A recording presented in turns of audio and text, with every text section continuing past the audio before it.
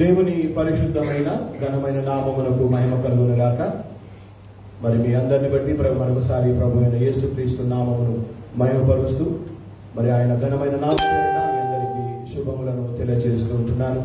మరొకసారి ఈ విధంగా మీ ముందుకు వచ్చి మీ మధ్య నిలబడి దేవుని వాక్యాన్ని చదువుతూ దేవుని వాక్యాన్ని నేర్చుకోవడానికి దేవుడు మన జీవితాల్లో దయచేసిన ఈ శ్రేష్టమైన ఈ మంచి సమయాన్ని బట్టి నేను దేవుని నామాన్ని స్తుతించి మహిమపరుస్తూ ఉంటున్నాను. మరి ప్రత్యేకించి ఈ సమయంలో మరి ప్రత్యేకమైనటువంటి ఈ యొక్క దిన సందర్భంగా మరి క్రైస్తవ ప్రపంచం మరి చాలా మటుకు పామ్ సండే లేదా మట్టల ఆదివారము అనేటువంటి ఒక సంతోషముతో ఆరాధనలు జరుపుకునేటువంటి సమయం ఈ నేటి దినం. మరి చాలా మంది నాకు మార్నింగే గ్రీటింగ్స్ పంపించారు. కొంతమంది మట్టల ఆదివారపు శుభాకాంక్షలని, ఈ ఆరాధన ద్వారా దేవుడు మహిమపరచబడాలని చాలా రకాలుగా నాతో మాట్లాడుతూ మరి నాకు మెసేజ్ పంపించారు. అదేవిధంగా సాధారణంగా సహజంగా నేటి దినమున మన ధ్యానం కొరకు మార్క్సు వార్త 11వ అధ్యాయము మొదటి 10 వచనాలు అది తీసి పెట్టుకోండి. మరి సహజంగా సాధారణంగా ప్రతి గుడ్ ఫ్రైడే ముందు ఆదివారం మరి మట్టల ఆదివారంగా మరి క్రైస్తవ ప్రపంచం దాన్ని సెలబ్రేట్ చేసేవారుగా ఉంటారు. మట్టల ఆదివారాన్ని తప్పకుండా ఆచరించాలని చెప్పే వాళ్ళు ఉంటారు, ఆచరించకపోయినా పర్వాలేదని చెప్పే వాళ్ళు ఉంటారు. ఏది ఏమైనా యేసుక్రీస్తు ప్రభు వారు దేవుడు లోకాన్ని ప్రేమించి మానవులను పాపము నుండి విమోచించడానికి ఆయనే నరవతారిగా ఈ లోకంలో జన్మించి కలువరి శిలువ పైన తను తాను అప్పగించుకున్న ఆ కలువరి శిలువ మరణాన్ని బట్టి దేవునికి మహిమ కలుగును గాక. అయితే ఈ సమయమున యేసు క్రీస్తు ప్రభువును మోసిన గాడిద గురించి ఆ యొక్క మార్క్సు వార్త మొదటి 11వ అధ్యాయము మొదటి 10 వచనాల్లో మనం చూస్తూ వస్తాం. అయితే ఆ గాడిద గురించి అక్కడ వ్రాయబడి ఉంది. గాడిద అంటే అందరం చూసిన వాళ్ళమే. గాడిద అంటే ఎలా ఉంటుందో మీ అందరు కూడా తెలుసు, నాకు కూడా తెలుసు. దాని కూడా 4 కాళ్ళు ఉంటాయి, ఒక తల ఉంటుంది, 2 కళ్ళు ఉంటాయి, ఒక నోరు ఉంటుంది కదా. అనగా గాడిద గురించి మనము ఆలోచన చేయాలి. గాడిద గురించి మనం నేర్చుకోవడానికి బైబిల్ ఏమైనా ఉందా అని ఆలోచన చేస్తే చాలా ఉన్నాయి. కానీ గాడిద అనేది సమాజంలో ఒక విలువలేని జంతువుగా పరిగణించబడుతుంది. గాడిదకు విలువ లేదు. కానీ నేటి ఆధునిక యుగంలో గాడిద కూడా చాలా విలువ ఉంది, అది పక్కన పెడదాం. కానీ సమాజంలో ఒక విలువ లేనిదిగా భావించే జంతువులలో గాడిద కూడా ఒకటి. ఎందుకు ఈ మాట అంటున్నానంటే, ఎవరైనా పని పాట లేకుండా తిని తిరుగుతూ ఉంటే వాళ్ళను పెద్దవాళ్ళు చూసిన వాళ్ళు ఏమంటారు తెలుసా? ఏరా తిని తిరుగుతున్నావు, పని పాట లేదు, గాడిదలాగా ఉన్నావు అని అంటూ ఉంటారు. అంటే ఒక ప్రయోజనము లేని నిష్ప్రయోజనమైన జీవితంలో ఉన్నప్పుడు లేదా ఒక పని పాట లేకుండా తిరుగుతూ ఉన్నప్పుడు పెద్దలు అటువంటి వారిని గాడిద అని పిలిచి మందలిస్తూ ఉంటారు, లేకపోతే హెచ్చరిస్తూ ఉంటారు, కాస్త బుద్ధి చెబుతూ ఉంటారు. అయితే ఈ గాడిదలు లేదా గాడిద బరువులు మోయడానికి తప్ప మరి దేనికి కూడా పనికి రాదు అన్న విషయం మరి ఆ గాడిద గురించి తెలిసిన వాళ్ళు చాలా మందికి అది తెలిసిన విషయమే. కానీ బైబిల్ పరంగా గాడిద గురించి మనం ఏం నేర్చుకోవచ్చు అంటే, గాడిద దేవునికి ప్రతిష్ట చేయడానికి కూడా పనికిరాదు, దేవునికి కూడా పనికిరాదని. ఎందుకు అంటే పాత నిబంధన కాలంలో నిర్గమకాండము 11వ అధ్యాయము 13వ వచనాన్ని ఒకసారి చదివి సహాయం చేస్తారా? నిర్గమకాండము 11వ అధ్యాయము 13వ వచనం. ప్రతి గాడిద తొలి పిల్లను వెల ఇచ్చి విడిపించవలెను, దానికి మారుగా గొర్రె పిల్లను ప్రతిష్ఠించవలెను, అట్లు దానిని విడిపించని ఎడల దాని మెడను విరగదీసి చంపివేయాలి అని మనం చూస్తా ఉన్నాం. ఒకవేళ గాడిదను ఎవరైనా ప్రథమ ఫలము ఆ దేవునిది గనక గాడిదను అర్పించే విషయంలో గాడిదను అర్పించకుండా దానికి బదులుగా గొర్రె పిల్లను ప్రతిష్ఠించాలి, గాడిదను బ్రతకనివ్వాలి. ఒకవేళ గొర్రె పిల్లను ఇవ్వలేని పక్షంలో ఆ ప్రథమ సంతానమైన గాడిదను ఏం చేయాలట? మెడ విరిచి చంపేయాలట. అనగా దేవునికి సమర్పించడానికి కూడా పనికిరానిది ఏదైనా ఉందా అంటే అది గాడిదనే. కానీ నేటి దినాల్లో మనం చూస్తా ఉన్నాం. కొన్ని రోజులుగా మీ అందరు తెలుసు, ఆవు పాల కంటే కూడా గాడిద పాలకు చాలా ధర ఎక్కువ. ఒక భక్తుడు రాశాడు, దాదాపుగా 700 రూపాయలకు లీటరు పాలు అమ్ముతారంట, గాడిద పాలు. ఎన్ని రూపాయలకి? మనకు ఆవు పాలైనా లేకపోతే గేదె పాలైనా 50 రూపాయలు మంచి పాలు ఇచ్చేస్తారు. కానీ 700 రూపాయలకు లీటర్ గాడిద పాలు దొరుకుతుంది. అది అంత మాత్రమే కాకుండా గాడిద మాంసాన్ని కూడా కొన్ని శరీరపరమైనటువంటి బలహీనతలకు లేదా జబ్బుల కొరకు దానిని ఆ మాంసాన్ని తినిపించడం కూడా జరుగుతుందని కొంతమంది శాస్త్రవేత్తలు వివరించారు. ఏది ఏమైనప్పటికీ కూడా కొన్ని సంచార జాతుల వారు మాత్రమే వారు మాత్రమే గాడిదలను పెంచుకుంటున్నారు, గాడిదలను కలిగి ఉంటున్నారు, ఆ గాడిదల విషయంలో శ్రద్ధ తీసుకుంటున్నారు. కానీ మిగిలిన వారు ఎవ్వరు కూడా గాడిదల గురించి పట్టించుకునే వాళ్ళు ఉండరు, వాటి విషయమై శ్రద్ధ తీసుకునే వాళ్ళు కూడా ఉండరు అనే విషయాన్ని నేను జ్ఞాపకం చేస్తున్నా. ఈ గాడిద గురించి ఇంత ఆ వివరము ఎందుకు ఇవ్వాల్సి వచ్చింది అంటే, మీకు తెలియనివి కావు, కానీ నేను నేర్చుకున్న విషయాన్ని మీకు చెప్పాలి అనే ఆలోచన నాకు కలిగింది కనుక ఈ విషయాలని చెబుతూ వచ్చాను. అయితే బైబిల్లో కొన్ని రకాల గాడిదల గురించి వ్రాయబడి ఉంది. ఈ యొక్క దినాన ఆ గాడిదల గురించి కొన్ని విషయాలు మనం నేర్చుకుంటూ, ముఖ్యంగా 3 రకాల గాడిదల గురించి నేర్చుకోబోతున్నా. 3 రకాల గాడిదల గురించి దేవుని వాక్యములో నుండి ధ్యానం చేస్తూ నేర్చుకుంటూ, మనము ఏ కేటగిరీలో ఉన్నాం, మనము ఏ గాడిద లాంటి జీవితంలో ఉన్నాం. క్షమించాలి, గాడిదలు అంటున్నందుకు ఏమనుకోవద్దు. అప్పుడప్పుడు ఒక తండ్రి అంట పిల్లవాడు చక్కగా చదువుకోకుండా ఫెయిల్ అయిపోయాడట. గాడిద కొడుక, నువ్వు ఏ మార్కులు రా ఇవి అని చెప్పి తిట్టాడట. ఆ పిల్లోడు అన్నాడట, డాడీ నిజమే చెప్పావు డాడీ అన్నాడు. అంటే గాడిద కొడుక అని తిడితే వాడు గాడిద కొడుక అయితే ఈయనేమవుతాడు, తిట్టినోడు గాడిద అవుతాడు కదా. చాలా రకాలుగా ఈ గాడిదనే పదాన్ని, గాడిదనే జంతువును ఆ సమాజంలో ఒక విలువ తక్కువ చేసి మాట్లాడుతూ ఉంటాం. అయితే బైబిల్లో ఉన్నటువంటి ఆ 3 గాడిదలు ఏవి, ఆ 3 గాడిదల ద్వారా ఈ రోజు మనం ఏం నేర్చుకోబోతున్నాం అనే విషయాన్ని క్లుప్తముగా మనం ధ్యానం చేసి కొన్ని సత్యాలు దేవుని వాక్య వెలుగులో నేర్చుకోవడానికి ప్రయత్నం చేద్దాం. రండి. మొట్టమొదటిగా 2వ సమూయేలు గ్రంథం 18వ అధ్యాయము, దయచేసి 9వ వచనాన్ని మనం చదువుదాం. 2వ సమూయేలు 18:9. అబ్షాలోము కంచర గాడిదను ఎక్కిపోయాడు అని చూస్తున్నాం. చాలమ్మా, ఇక్కడ ఒక గాడిద గురించి చూస్తా ఉన్నాం. ఆ గాడిద పేరేంటి? కంచర గాడిద. ఈ కంచర గాడిద అంటే ఎలా ఉంటుంది, ఎక్కడ ఉంటుంది, ఏ పని చేస్తుంది అనే వివరాలు మనకేం వద్దు. కానీ ఈ కంచర గాడిదను ఇంగ్లీష్ లో ఏమంటారు అని డిక్షనరీలో కొట్టి చూశాను. డిక్షనరీలో ఏముందంటే మ్యూల్ అని ఉంది, MULE అని ఉంది. అంటే ఆ యొక్క కంచర గాడిదకు ఉన్న అర్థం ఏమిటి అంటే తెలివి తక్కువది, లేకపోతే మూర్ఖమైన స్వభావము గలది అనేటువంటి నిర్వచనం ఇచ్చింది డిక్షనరీ. అనగా కంచర గాడిద అనగా తెలివి లేనిది, లేకపోతే మూర్ఖత కలిగినది అని మనం చూస్తూ ఉన్నాం. ఈ మాట నేను ఎందుకు చెప్తున్నాను అంటే, ఈ కంచర గాడిద వలె మనం ఉన్నామా? తెలివి లేని వారముగా, లేకపోతే మూర్ఖమైనటువంటి ఒక జీవితంలో మనం జీవిస్తూ ఉన్నట్టయితే మనము కూడా యేసుక్రీస్తును మోసిన గాడిదలం కాదు, కానీ మనము తెలివి లేని గాడిదలము, లేకపోతే కంచర గాడిదలమే తప్ప యేసయ్యను మోసినటువంటి గాడిదలము కాలేము అన్న విషయాన్ని నేను ఇక్కడ మీకు జ్ఞాపకం చేస్తూ వస్తూ ఉంటున్నాను. ఇక్కడ తెలివి తక్కువైన స్వభావం కలిగింది, మూర్ఖమైన స్వభావం కలిగినదే కంచర గాడిద అని చెప్పవచ్చు. ముఖ్యంగా కంచర గాడిద క్రాస్ బ్రీడ్ అన్నమాట. అది ఒక సరైన బ్రీడ్ కాదు. నేను గూగుల్లో చూసింది ఏంటంటే, ఒక మగ గాడిదకు ఆడగుర్రానికి జన్మించిన దానినే కంచర గాడిద అంటారు. మగ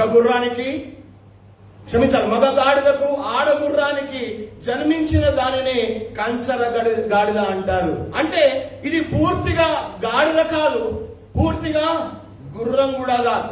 ఈ రెండు లక్షణాలు కూడా కంచర గాడిదలో మనకు కనబడుతూ ఉంటాయి.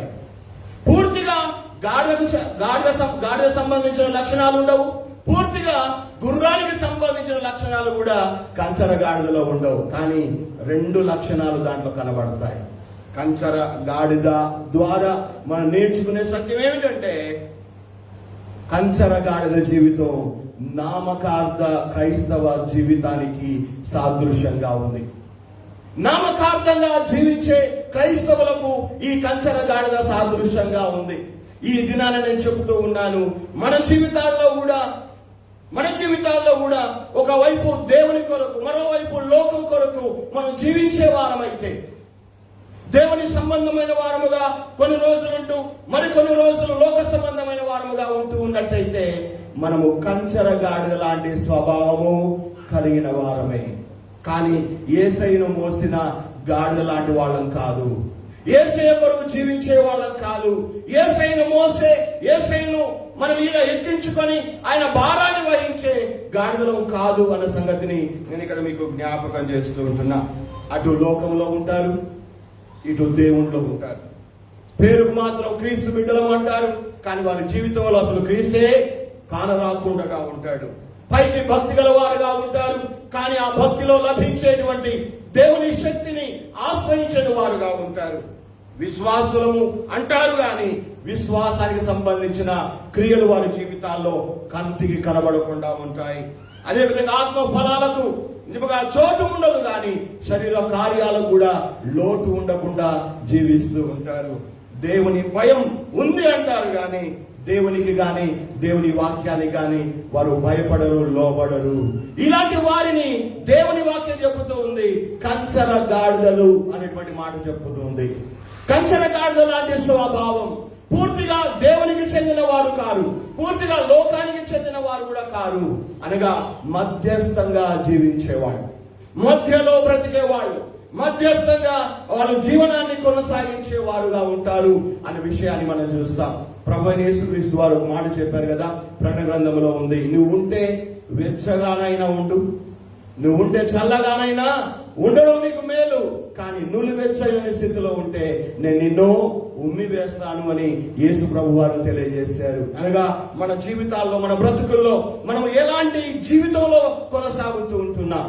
అవును, ఈ రోజున మటల ఆదివారం జరుపుకుంటున్నాం, లేకపోతే ఆ యొక్క ఆలోచన కలిగి ఉంటున్నాం, కానీ యేసుక్రీస్తు మోసినటువంటి గాడిదకు, కంచర గాడిదకు ఎంత తేడా ఉంది.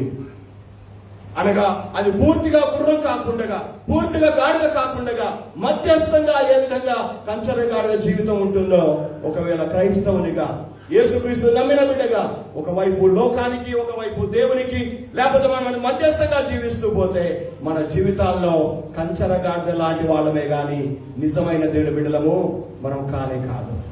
మీ అందరూ తెలుసు అనుకుంటాను, అపొస్తలుల కార్యములో ఉంది, పౌలు భక్తుడు ఒకసారి వాక్యం మాట్లాడుతూ ఉండగా ఒక యవనస్తుడు ఎక్కడ కూర్చుంటాడు, కిటికీలో కూర్చుంటాడు.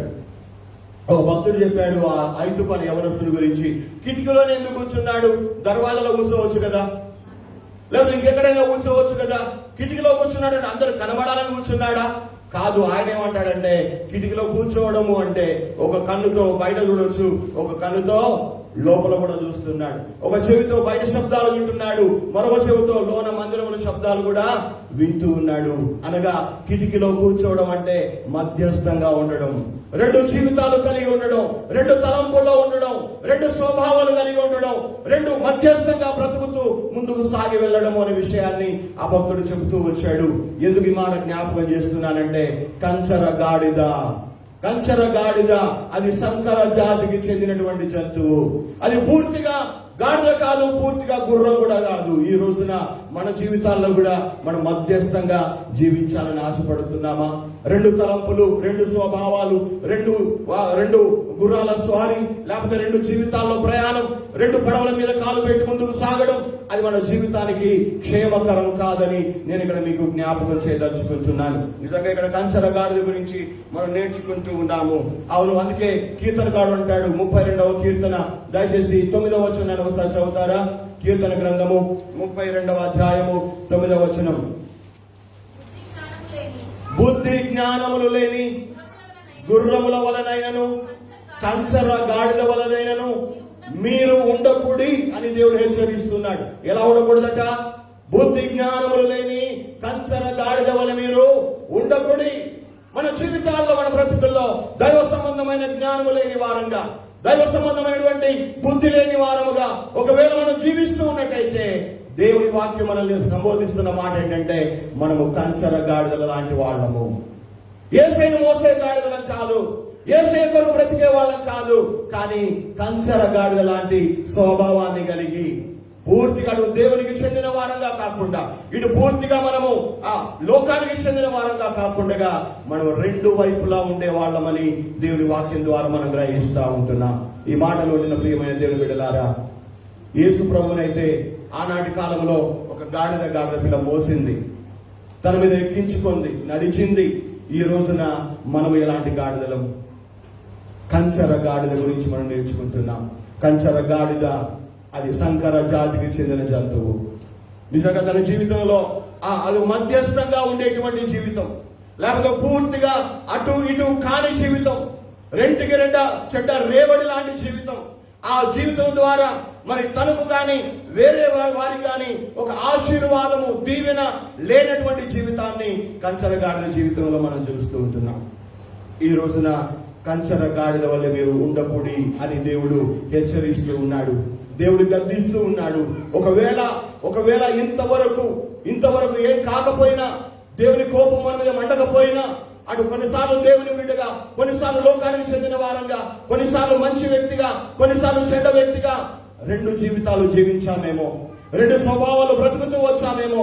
కానీ ఇకనైనా అలాంటి జీవితాన్ని విడిచిపెట్టి, అలాంటి జీవితాన్ని వదిలిపెట్టి ప్రభు వైపు తిరిగి వచ్చి ప్రభువును మోసే గాడిదగా, ప్రభు కొరకు ఉపయోగపడే గాడిదగా, ప్రభు కొరకు జీవించేటువంటి ఒక జీవితాన్ని నేను మనం కలిగి ఉండాలని ప్రభు వారు మనతో ఈ సమయంలో మాట్లాడుతూ వస్తూ ఉంటున్నారు. మళ్ళీ అంటున్నాడు కీర్తనకారుడు, బుద్ధి జ్ఞానములు లేని కంచర గాడిద వల్ల మీరు ఉండకూడి. అవును, ఈ దినాలై సమయాన కంచర గాడిదల లాంటి స్వభావం ఒకవేళ మనలో ఎవరిలోనైనా ఉంటే ఇప్పుడే దేవుని దగ్గర క్షమాపణ కోరుకొని, ప్రభువా నిన్ను నమ్మినప్పటికీ, నిన్ను విశ్వసించినప్పటికీ నాయన రెండు జీవితాలు కొనసాగుతూ వచ్చాను, రెండు బ్రతుకుతూ వచ్చాను. చాలా మంది అంటారు, పర్వాలేదు సార్, పర్వాలేదు అయ్యగారు అంటారు. కానీ సమయం వచ్చినప్పుడు మన జీవితాలు దేవుడు తేటతెల్లం చేస్తాడు. కనుక ఆ విషయంలో ఆ రోజు రాకముందే దేవుడు నీతో మాట్లాడుతూ ఉండగానే నీ జీవితాన్ని, నా జీవితాన్ని సరి చేసుకొని ప్రభు వైపు తిరిగి రావాలని దేవుని నామమున నేను మీకు జ్ఞాపకం చేస్తూ ఉంటున్నా. ఇది కంచర గాడిద జీవితము. రెండవ గాడిదను కూడా చూద్దామా? దయచేసి రండి. యోబు గ్రంథము 39వ అధ్యాయము దయచేసి 5 నుండి 2-3 వచనాలు చదవండి. యోబు గ్రంథము 39. అడవి గాడిదను స్వేచ్ఛగా పోనిచ్చిన వాడెవడు? అడవి గాడిద కట్లను విప్పిన వాడెవడు? నేను అరణ్యమును దానికి ఇల్లుగాను ఉప్పు పర్రను దానికి నివాస స్థలముగాను నియమించితిని. పట్టణపు కోలాహలమును అది తిరస్కరించును, తోలువాని కేకలను అది వినదు. పర్వతములో పంక్తియే దానికి మేత భూమి. పచ్చని మొలకను అది వెదుకుకొనును. చాలు. ఈ భాగంలో మనం చూస్తున్నాం, ఇక్కడ ఇంకో రకమైన గాడిద ఉంది. మొదటిగా చూసాము కంచర గాడిద అంటే అది సంకర జాతికి చెందింది. పూర్తిగా గుర్రం కాదు, పూర్తిగా గాడిద కూడా కాదు. రెండు తలంపుల మధ్య ద్విమనస్సు కలిగి, లేకపోతే రెండు మనస్సులు, రెండు జీవితాలు కలిగి జీవించే వారికి కంచర గాడిద పోలికగా చెప్పబడింది. రెండవదిగా చూస్తున్నాం యోబు గ్రంథంలో అడవి గాడిద. ఇదే గాడిద, అడవి గాడిద. ఈ అడవి గాడిద ఎట్లా ఉంటుందో నేను చూడలేదు. జీబ్రా అనేది చూసాం, కానీ జీబ్రా ఏమంటారు, కంచర గాడిద అంటారు తెలుగులో, కానీ మ్యూల్ అయితే ఉంది. ఇక్కడ మనం చూస్తున్నాము అడవి గాడిద. ఈ అడవి గాడిదను స్వేచ్ఛగా పోనించిన వాడెవడు అని మాట్లాడుతూ దేవుడు అంటున్నాడు, నేను అరణ్యమును దానికి ఇల్లుగాను, ఉప్పు పర్రను దానికి నివాస స్థలముగాను చేశాను. పట్టణపు కోలాహలమును అది తిరస్కరించును, తోలువాని కేకలను అది వినదు అని మనం చూస్తా ఉన్నాం. అడవి గాడిద స్వభావం ఏంటో తెలుసా? ఎవ్వరికి ఉపయోగపడదు, ఎవ్వరి మాట వినదు, ఎవరికి లోబడదు, ఎవరిని లెక్క చేయదు. అడవి గాడిద పట్టణపు కోలాహలము అనగా పట్టణము దానికి పనికిరాదు, మనుషుల మధ్య ఉండదు. నిజముగా అరణ్యములోనే ఉంటుంది, అడవిలోనే బ్రతుకుతుంది, అడవిలోనే చచ్చిపోతుంది, అడవిలోనే పుడుతుంది. అరణ్యమే దాని నివాసం, అరణ్యమే దాని నివాస స్థలం. గమనించాలి, అరణ్యములోనే ఈ అడవి గాడిద జీవితం ఆరంభమవుతుంది, అడవిలోనే అరణ్యములోనే ఈ అడవి గాడిద జీవితం అంతమవుతుంది. అంటే ఒక విధంగా చెప్పాలంటే దేనికి పనికి రానటువంటి జీవితమే అడవి గాడిద జీవితం. తనకు ఉపయోగం లేదు, తన ద్వారా వేరే వారికి ఉపయోగం లేదు అనగా ఎవరిని లెక్క చేయని జీవితం, ఎవరికి లోబడని జీవితం, ఎవరి మాట విననటువంటి జీవితం ఒక అడవి గాడిద జీవితం. కంచెరి గాడిద జీవితమైన రెండు మధ్యస్థంగా ఉంది, రెండు జీవితాల్లో కనబడుతుంది, రెండు స్వభావాలు ఉన్నాయి, రెండు లక్షణాలు దాంట్లో కనబడుతున్నాయి. కానీ అడవి గాడిద జీవితంలో మాత్రం ఏది కనబడాల? తాను, తన జీవితం, తన బ్రతుకు. అంటే ఆకలైతే తింటుంది, నిద్ర వస్తే పంటుంది, విసుగొస్తే అడవిలో తిరిగి వస్తుంది. అంతకు మించిన పని అడవి గాడిద ఇంకేమీ లేనట్టుగా మనం చూస్తా ఉన్నాం. అడవి గాడిద నివాసం అరణ్యం, అది పట్టణాల దగ్గరికి రాదు, ఏ మనిషి దాన్ని సాధు చేయలేడు అని ఆ యొక్క వాక్యాల ద్వారా మనం గ్రహిస్తా ఉన్నాం. ఈ అడవి గాడిద లాంటి జీవితం కూడా ఈనాడు మనుషుల్లో కనబడుతుంది. మనుషులంటే లెక్క చేయరు, దేవుడు అంటే లెక్క చేయరు, మనుషుల మాట వినరు, దేవుని మాట వినరు, ఎవరి మాటకు లోబడరు. వాళ్ళ జీవితం, వాళ్ళ స్వార్థం, వాళ్ళ బ్రతుకు వాళ్ళది వాళ్ళదే గాని ఇంకెవరి సంగతి వారికి పట్టింపు లేదు. ఇది అడవి గాడిద లాంటి జీవితం. ఇర్మియా గ్రంథంలో దేవుడు ఒక మాట మాట్లాడతాడు. ఆ మాటని సందర్భంగా చదువుదాం. ఇర్మియా గ్రంథము 7వ అధ్యాయము 26వ వచనం చదువుదాం.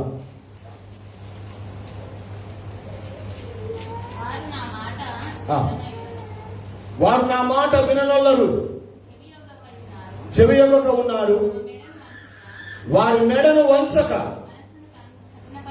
మనసును కఠినపరుచుకున్నారు. అడవి గాడిద మెడను కూడా వంచదు, లోబడదు అనగా దాని స్వభావము దానిదే తప్ప అది ఎవరికి ఉపయోగపడక ఒక విధంగా నిష్ప్రయోజనమైనటువంటి జీవితాలకు సాదృశ్యంగా అడవి గాడిద మనకు కనబడుతూ ఉంది.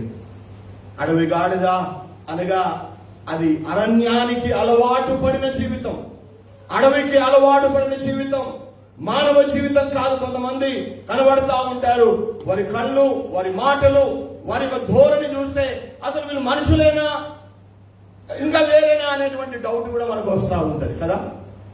కీర్తనకాడు కూడా మనుషుల స్వభావం గురించి రాస్తూ 73వ కీర్తన 6వ వచనం నుండి 2-3 మాటలు చదివి సహాయం చేస్తారా వారు ఎలా ఉంటారో?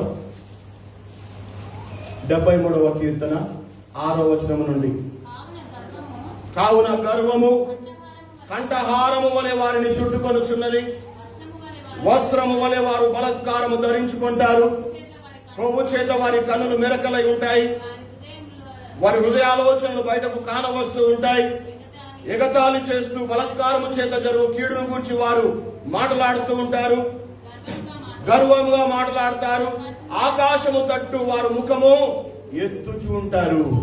గమనించాలి ఒక గర్వముతో కూడిన మెడ వంచని, తల వంచని, లోబడని, సాధు చేయబడని ఒక మొండితనముతో ఉన్నటువంటి జీవితాన్ని ఇక్కడ కీర్తన భాగంలో కూడా మనం చూస్తూ వస్తూ ఉన్నాం. అడవి గాడిద గురించి దేవుడు మాట్లాడుతున్నాడు.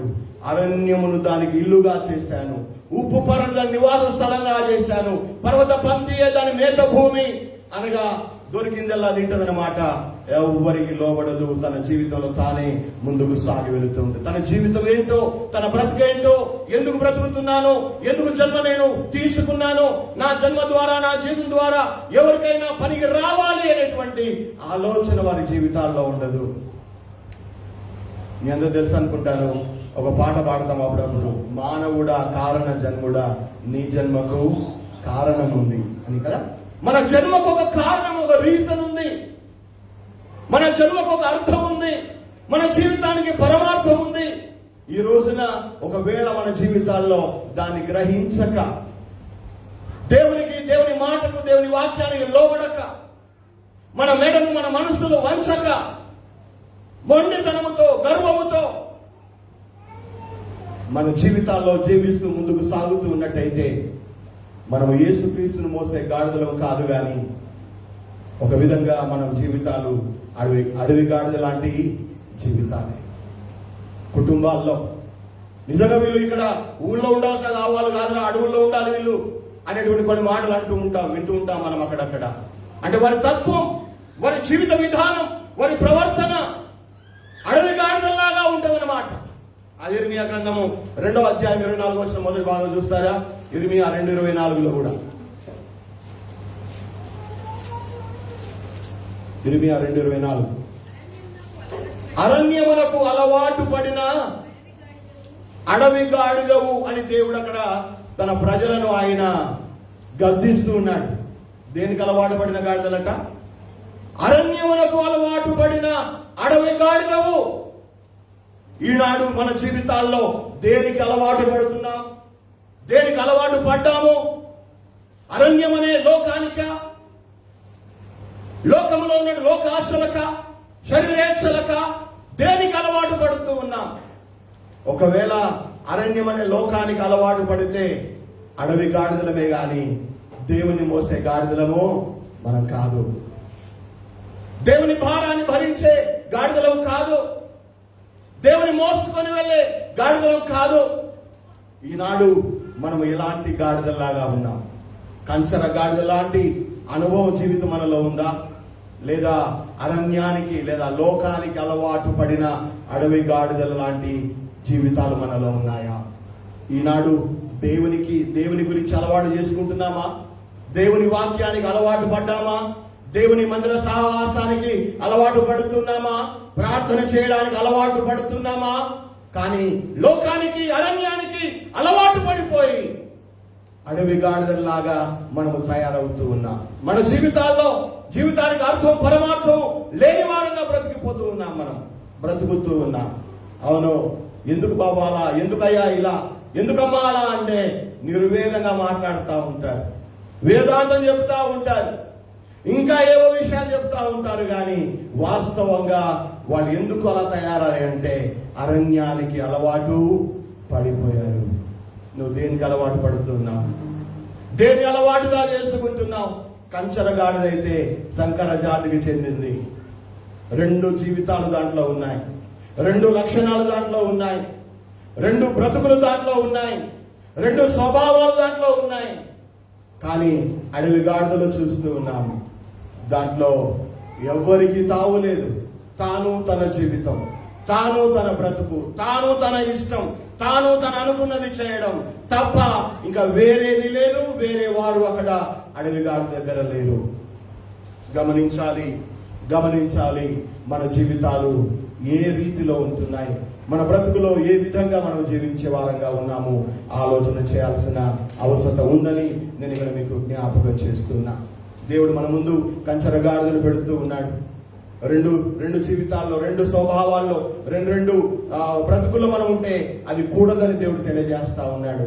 రెండవదిగా చూస్తూ ఉన్నాము, అడవి గాడిద లాంటి జీవితాన్ని కూడా దేవుడు మన ముందు పెడతా ఉన్నాడు. ప్రయోజనము లేని, నిష్ప్రయోజనమైన జీవితానికి సాదృశ్యమే అడవి గాడిద. బైబిల్లో పౌలు ఫిలమోను ఒక వ్యక్తి గురించి రాస్తాడు కదా. ఫిలమోను పత్రిక 11వ వచనాన్ని ఎవరైనా చదువుతారా? ఫిలమోను పత్రిక 11వ వచనం. ఫిలమోను 1వ అధ్యాయం ఉన్నది, 11వ వచనం.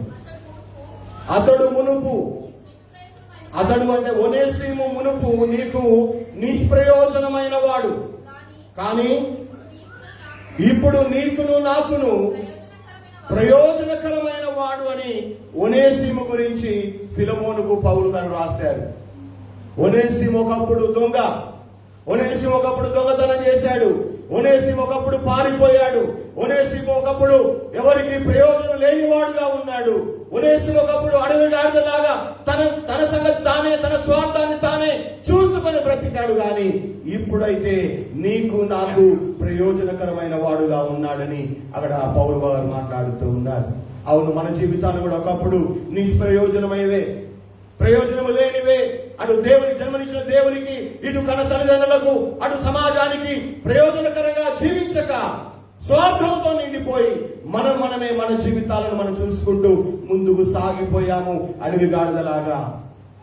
కానీ యేసు ప్రభు ప్రేమను రుచి చూసిన తర్వాతనైనా, యేసు ప్రభుని తెలుసుకున్న తర్వాతనైనా మన జీవితానికి ఉన్న పరమార్థాన్ని మరి గుర్తించిన వారమై మనము దేవునిని మోసే గాడిదలాగా ఉండాలి, కానీ అడవి గాడిదలాగా జీవించడానికి వీలు లేదు అని వాక్యం ద్వారా మనము హెచ్చరిక పొందుతూ ఉంటున్నాం. యేసు ప్రభు కూడా ఒక మాట చెప్పారు కదా, ఏమని? ఉప్పు మంచిదే కానీ దానిలో ఉన్న సారం పోతే మనుషుల కాళ్ళ ద్వారా తొక్కబడకు తప్ప మరి దేనికి పనికిరాదని చెప్పాడు ఆయన. ఉప్పు మంచిదే, మానవ జన్మ మంచిదే, దేవుడు జన్మ ఇచ్చాడు, ఆయుష్కాలం ఇచ్చాడు, ఆరోగ్యం ఇచ్చాడు, ఉద్యోగం ఇచ్చాడు, పని ఇచ్చాడు, అన్నీ ఇచ్చాడు. కానీ ఒకవేళ అడవి గాడిదలాగా మనం జీవిస్తే మనకు ప్రయోజనం ఉండదు, జన్మనిచ్చిన దేవునికి ప్రయోజనం ఉండదు, మనం జీవించే ప్రజలకు కూడా ఉపయోగకరంగా మన జీవితాలు ఉండవు అనే విషయాన్ని మనం ఇక్కడ అర్థం చేసుకోవాలి. అవును, మనం ఎలాంటి గాడిదలం? కంచెల గాడిదలమా, లేదా రెండవదిగా అడవి గాడిదలమా? మన జీవితాలు ఏ విధంగా ఉన్నాయి, ఏ రకంగా ఉన్నాయి? చాలా మంది అంటారు, ఏం చేద్దామయ్య గారు అంటారు. కాదు, అంతా మనం చేసుకున్నదే. కంచెల గాడిదలాగా ఉన్నా మనం చేసుకున్న తప్పే, అడవి గాడిదలాగా ఉన్నా అది మన తప్పే. మూడవ గాడిద కూడా చూద్దామా? మార్కు సువార్త 11వ అధ్యాయము 2వ వచనం. అమ్మా, మీ ఎదుట ఉన్న గ్రామమునకు వెళ్ళండి, అందులో మీరు ప్రవేశింపగానే కట్టబడిన ఒక గాడిద పిల్ల మీకు కనబడుతుంది, దాన్ని విప్పి నా యుద్ధకు తీసుకుని రండి అని యేసు ప్రభు శిష్యులకు చెప్పి పంపించాడు. మొదటిగా కంచెల గాడిద, రెండవదిగా అడవి గాడిద, మూడవది ఏంటి? ఏ గాడిద? కట్టబడిన గాడిద. ఈ గాడిదను ఇంకో గాడిద కట్టేసిందా, లేకపోతే మనుషులు కట్టేశారా? ఈ గాడిదను ఇంకో గాడిద కట్టేసింది అంటారా, మనుషులు కట్టేశారా?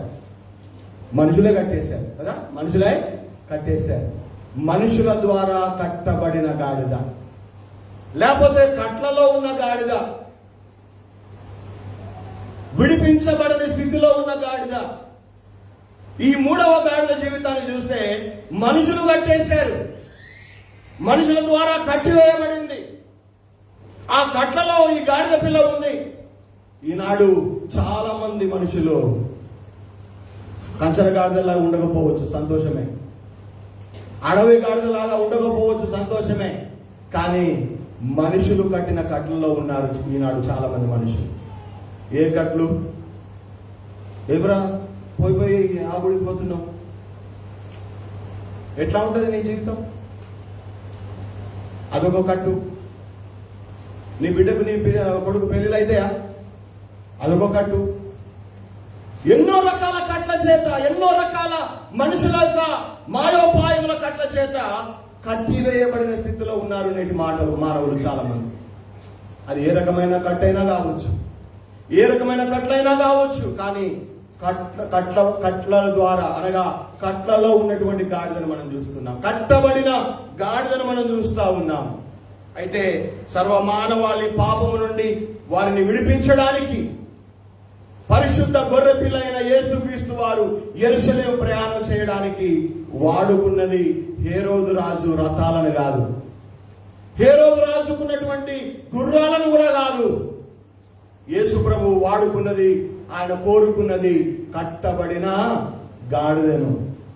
కట్టబడిన గాడిదను విప్పి తీసుకురమ్మన్నాడు తాను ప్రయాణం చేయడానికి, విప్పి తీసుకురమ్మన్నాడు తాను ఎక్కి ప్రయాణం చేయడానికి, విప్పి తీసుకురమ్మన్నాడు తన దగ్గరికి. ఈ రోజున కట్లలో ఉన్నావా ప్రియ దేవుని బిడ్డ? ఏ కట్లలో ఉన్నాం? త్రాగుడు కట్లు, మంత్ర కట్లు, మనుషులు వేసేటువంటి కట్లు, పాపం అనే సంఖ్యలు, లేకపోతే విడిపించుకోలేనటువంటి బలహీనతలు అనే కట్ల చేత కట్టబడిన స్థితిలో ఉన్నావేమో ఈరోజు. నీవు దేవునికి కావాలి, నేను దేవునికి కావాలి. అక్కడ ఆ వెళుతున్న శిష్యులతో అంటున్నాడు, ఎవరైనా ఇది ఎందుకు విప్పుతున్నారని అడిగినప్పుడు ఏం చెప్పమన్నాడు? ఇది ప్రభువునకు కావలసి ఉన్నది, ఇది దేవునికి కావాలి, యేసయ్యకు కావాలి అని చెప్పండి, గమ్మున దానిని పంపిస్తారని చెప్పాడు. ఈ రోజున కట్లలో ఉన్నావేమో. ఏ రకమైన కట్లలో ఉన్నావో, ఎలాంటి కట్లలో ఉన్నావో, ఎవరు కట్టిన కట్లలో ఉన్నావో, నీ కట్లలో నుండి నువ్వు విడిపించబడి ఆయన దగ్గరికి రావాలి అన్నది యేసయ్య ఆలోచన, యేసయ్య కోరిక. ఆయన సువార్త వాక్యం చేత, ఆయన మాట చేత, ఆయన యొక్క వాక్కు ద్వారా దేవుడు నీతో మాట్లాడుతున్నాడు. నీ కట్లలో నుండి నువ్వు విడిపించబడి యేసయ్య దగ్గరికి రావాలి, యేసయ్యను మోయాలి, ఆయన ఎక్కించుకొని నువ్వు నడవాలి అన్నది దేవుడు నీ నుండి నా నుండి కోరుతున్నటువంటి ఒక ఆలోచన, ఆశ. ఈ జీవితాన్ని నువ్వు దేవునికి ఇవ్వగలవా? నీ బ్రతుకును దేవునికి సమర్పించగలవా? ఆ కట్టబడిన గాడిద పిల్ల అది ప్రభువునకు కావలసి వచ్చింది. అంతవరకు అది విలువలేని జంతువు, తలవాకిట కట్టబడింది, రోడ్డు మీద కట్టబడింది. కానీ ఆ విలువలేని గాడిదకు యేసయ్య దాని మీద ఎక్కగానే దానికి ఎంతో విలువ వచ్చింది, దానికి ఎంతో విలువ వచ్చింది, దానికి ఎంతో మంచి పేరు వచ్చింది. ఆ యేసయ్య ఎక్కిన తర్వాత ఆ గాడిద కాళ్ళు నేలను తాకకుండగా ఆ గాడిద కాళ్ళు వస్త్రాల మీద బట్టలు పరిచారట. గాడిద నడవడానికి దారి పొడుగున బట్టలు పరిచారట. యేసయ్య నడవడానికి కాదు, గాడిద నడవడానికి. ఎంత గొప్ప భాగ్యం గాడిదది. కొమ్మలు పరిచారట. అంత మాత్రమే కాదు, ముందు వెళుతున్న వారు, వెనుక వస్తున్న వారు జయము హోసన్నా అని దేవునికి స్తుతించి గానాలు చేశారట. ఎందుకో తెలుసా? మన జీవితాల్లో, మన బ్రతుకుల ద్వారా దేవునికి మహిమ రావాలి, దేవునికి ఘనత రావాలి. ఈ రోజున ఇది నాన్న ఆ విప్పబడిన ఆ గాడిద పిల్ల మీద యేసయ్య ఎక్కిన తర్వాత ఆ గాడిదకు ఎంతో విలువ, ఎంతో ఘనత, ఎంతో పేరు. ఎందుకు ఈ మాట అంటున్నానంటే, మన జీవితాల్లో మనం దేనికి పనికిరాని వాళ్ళం, పాపములో పుట్టాము, నరకానికి యోగ్యులమని తీర్పు తీర్చబడ్డాము. అలాంటి జీవితంలో ఉన్న మనల్ని దేవుడు తన ప్రేమ ద్వారా విడిపించినాడు, కట్లు విప్పేసినాడు, తన దగ్గరికి పిలుచుకున్నాడు, తనను మోసే గొప్ప భాగ్యాన్ని మనకి ఇచ్చినాడు. ఈ రోజున కంచర గాడిద కంటే, అడవి గాడిద కంటే యేసయ్యను మోసిన గాడిద ఎంత గొప్పది, ఎంత అదృష్టం ఆ గాడిదది. ఈ రోజున మనమందరం ఒకవేళ గాడిదలమే అయితే మనం ఎలాంటి గాడిదల్లాగా ఉన్నాం? కంచర గాడిదల్లాగా. ఒకసారి దేవుడు, ఒకసారి లోకం, ఒకసారి దేవుని సన్నిధి, ఇంకోసారి ఇంకొకటి. రెండు జీవితాల్లో ఉన్నామా కంచర గాడిదల్లాగా? మనం ఒకవేళ గాడిదల లాంటి వారమే అయితే అడవి గాడిదలాగా ఉన్నామా? ఎవరికి ప్రయోజనం లేకుండా, ఎవరికి మేలు ఆశీర్వాదం లేకుండా, మన జీవితానికి కూడా అర్థం పరమార్థం లేకుండా అడవి గాడిదలాగా జీవిస్తున్నామేమో. మూడవదిగా, కట్లు విప్పబడిన గాడిదలాగా, యేసయ్యను మోసుకొని నడిచిన గాడిదలాగా, యేసయ్యతో పాటు ఘనత పొందినటువంటి గాడిదలాగా మనం ఉండడానికి ఇష్టపడుతున్నామా? ఒకవేళ అలా ఇష్టపడితే ఈ రోజే మన జీవితాన్ని దేవుని చేతిలో పెట్టాలి. ఈ రోజు మన జీవితాన్ని దేవునికి అంకితం ఇవ్వాలి. ఈ రోజే ఆ పాపం కట్ట నుండి యేసయ్యా, దేవా నన్ను విడిపించు అని మనం ప్రార్థన చేయాలి. ఈ రోజున ఆ పాప బంధకాల్లో కట్టబడిన నీవు, నేను, మనమందరం ప్రభుకు కావాలని యేసయ్య కోరుతూ ఉన్నాడు. యేసయ్య దగ్గరికి రావాలని కోరుతూ ఉన్నాడు. ఆయన మోసుకునే వారంగా మనం ఉండాలని యేసయ్య కోరుతున్నాడు. మనం ఆయనను మోసుకొని వెళ్ళాలి, ఆయన సువార్త భారాన్ని మోయాలి, ఆయన పని భారాన్ని మోయాలి. ఈ విధంగా మోసుకుంటూ వెళితే మనల్ని కూడా గుర్తిస్తారు, మనకు కూడా దేవుడు ఘనత ఇస్తాడు, మనకు కూడా మంచి జీవితాన్ని ఇస్తాడు. గాడిదలమే కానీ మనకు మంచి జీవితాన్ని ఇచ్చాడు. ఏంటి? ఆయనను మోసే భారం, ఆయన వాక్యాన్ని, ఆయన సువార్తను మోసుకునే భారం, ఆయన కోసం పని చేసేటువంటి ఒక జీవితం ఈనాడు దేనికి పనికిరాని గాడిద లాంటి నాకు కూడా దేవుడు ఇచ్చాడు. ఈ రోజున ఈ మాటలు వింటున్న ప్రియమైన దేవుని బిడ్డలు, మీరు ఎలాంటి ఏ కేటగిరీలో ఉన్నారు? కంచర గాడిద గురించి విన్నాం, అడవి గాడిద గురించి విన్నాం, యేసుని మోసిన గాడిద గురించి కూడా విన్నాం. ఈ రోజున మన జీవితం ఎక్కడ? మన జీవితం ఎక్కడ పెడితే సెట్ అవుతుంది? కంచర గాడిద జీవితం దగ్గర వద్దు, అడవి గాడిద జీవితం దగ్గర వద్దు, కానీ యేసయ్యను మోసిన గాడిదలాగా జీవించిన చాలు. ఆ ఒక్క రోజే మోసింది, కానీ ఇప్పటికీ కూడా ఆ గాడిద గురించి చెప్పుకుంటున్నాం. హల్లెలూయా, హల్లెలూయా. ఆ ఒక్క రోజే మోసింది, కానీ ఆ గాడిద గురించి ఇప్పుడు కూడా ప్రస్తావన దేవుడు మన మధ్య ఇచ్చాడు. ఈ రోజున నీవు నీ జీవితాన్ని సమర్పించుకుంటే నీవు ఉన్నంత కాలం, నీ తర్వాత కూడా కాలంలో కూడా నీవు జ్ఞాపకం చేయబడతావు. నీ గురించి చెప్పబడుతుంది, నీ పేరు ఉచ్చరింపబడుతుంది, నీ గురించి చెప్పుకుంటారు. అవును, ఈ రోజున ఈ దినాన ఆ గాడిద పిల్ల నాకు కావాలి అని యేసే అంటున్నాడు. ఆ గాడిద నాకు కావాలి అంటున్నాడు. ఈ రోజున ఎవరైనా ఉన్నారా దేవునికి కావలసిన వాళ్ళు మన మధ్య? ఇంకా కంచర గాడిదలాంటి జీవితంలో, ఇంకా అడవి గాడిదలాంటి జీవితంలో జీవిస్తూ బ్రతుకుతూ అర్థము పరమార్థం లేకుండా దేవునికి నీ జీవితాన్ని అంకితం చేయకుండా నీవు కొనసాగుతున్నావేమో. ఈ మాటలు వింటున్నా ఈ క్షణంలోనైనా నీ తప్పు తెలుసుకొని నీ పాపాన్ని విడిచిపెట్టి, యేసయ్యా నేను నీకు కావాలి అని కోరుతున్నావు నాయన, ఇదిగో నా జీవితాన్ని నీకు ఇస్తాను అని ఎవరైనా ముందుకు వస్తే, ఇష్టపడి ప్రార్థన చేస్తే దేవుడు నిన్ను, నీ జీవితాన్ని మార్చి వేస్తాడు. నీ మీద తాను ఊరేగింపబడతాడు. నీ ద్వారా ఈ లోకంలో ఆయన ప్రశంసింపబడతాడు. నీ ద్వారా ఆయన నామము ఘనపరచబడుతుంది. అవును, ఈ దినాన ఈ సమయమున హోసన్నా, రక్షించేవాడు, రాజు అనేటువంటి ఆ ఘనత దేవునికి కలుగుతుంది. ఆ ఘనత ఆయనకు కలగాలంటే మోసే గాడిదగా నీవు ఉండాలి, మోసే గాడిదగా నేను ఉండాలి. అప్పుడే ఆయన హోసన్నా, హోసన్నా, దేవుని స్తుతింపబడును గాక, ఆయన రక్షించేవాడు అనేటువంటి ఘనత ఆయన నామానికి కలుగుతుంది. ఈ రోజున ఆయన ఊరేగించడానికి, ఆయన నామం ఘనపరచబడడానికి, ప్రభువా నేను నీకు లోబడతాను, నా జీవితాన్ని సమర్పిస్తాను, నా మెడ నీ కొరకు వంచుతాను, నా మీద మీరుండండి, నా జీవితంలో మీరుండండి, నా ద్వారా మీరు ఘనపరచబడాలి అని మన జీవితాలు ఆయన చేతుల్లో అప్పగిద్దాం. అలాంటి కృప, అలాంటి సహాయము, అలాంటి జీవితం ఈ మాటలు వింటున్నా మీకు, మీ అందరికీ, మన జీవితాలకు, నాకు కూడా దేవుడు దయచేయాలని కోరుకుంటున్నాను. ముఖ్యంగా దేవునికి లోబడని అడవి గాడిదలాగా బ్రతుకుదామా, లేదా రెండు స్వభావాలు కలిగినటువంటి కంచర గాడిదలాగా మన జీవితాల ముందుకు సాగుదామా, లేదా కట్లలో నుండి విప్పబడి దేవుని మోసుకొని ముందుకు సాగిన గాడిదలాగా ఈ లోకంలో ముందుకు సాగి వెళ్దామా? ఆలోచన చేద్దాం, నిర్ణయం తీసుకుందాం. రాబోతున్న దినాల్లో దేవుని ఊరేగించేటువంటి, ఆయన మోసేటువంటి ఒక దీనమైన ఒక గాడిద పిల్లగా మనలను, మన జీవితాలను దేవుడు సిద్ధపరచునుగాక. ఆమేన్.